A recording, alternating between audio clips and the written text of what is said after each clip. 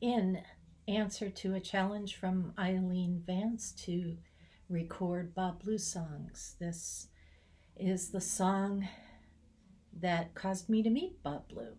He got up in the intermission at a contra dance cruise on a boat in Boston Harbor and sat down at the piano and sang this song.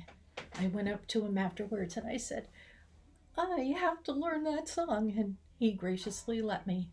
I took it to Pinewoods that summer and cross country. I had hitched a ride with Annabelle Gratz to go as her guest to some festivals and taught it to a bunch of people on the way and on the way back. And anyway, here is the Ballad of Erica Levine.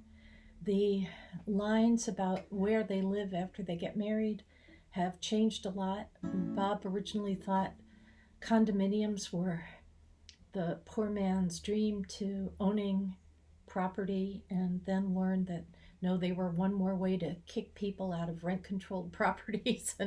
And anyway, so here we go.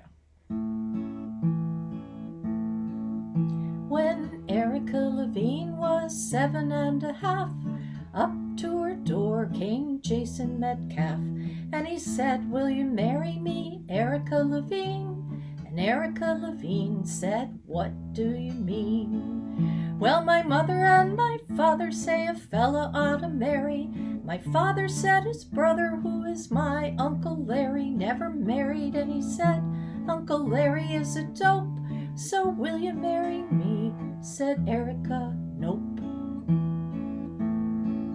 My piano teacher's smart, and she never had to marry. Your father may be right about your Uncle Larry, but not being married isn't what made him a dope. Don't ask me again, 'cause my answer's nope.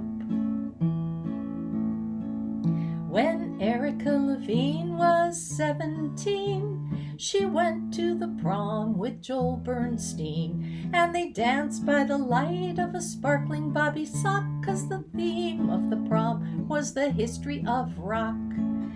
And after the prom, Joel kissed her at the door, and he said, do you know what that kiss was for? She said, no, I don't, but you kissed just fine. And he said, what it means is that you are mine. And she said, no, I'm not, and she rushed inside. On the way home, Joel Bernstein cried, and she cried too, and wrote a letter to Ms. saying, this much I know, I'm mine, not his.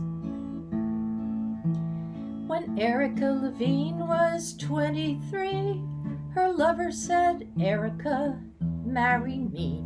This relationship is answering a basic need, and I'd like to have it legally guaranteed.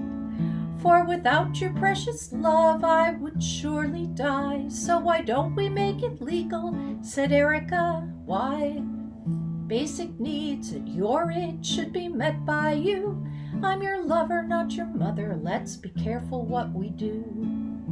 For if ever I should marry, I will marry to grow, not for possession or protection or position. No.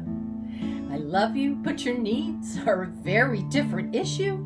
Then he cried, and Erica handed him a tissue. When Erica was 30, she was talking with Lou, discussing and deciding what they wanted to do. When we marry, should we move into your place or mine? Yours is rent controlled, but mine is on the green line. And they argued and they talked, and they finally didn't care. So they joined a small cooperative near Davis Square. Their wedding was a simple one, they wanted it that way, and they thought a lot about the things that they would choose to say. I will live with you and love you, but I'll never call you mine. The judge pronounced them married, and everyone had wine. And a happy ever after life is not the sort they got, but they tended to be happy more often than not. Ballad of Erica Levine by Bob Blue.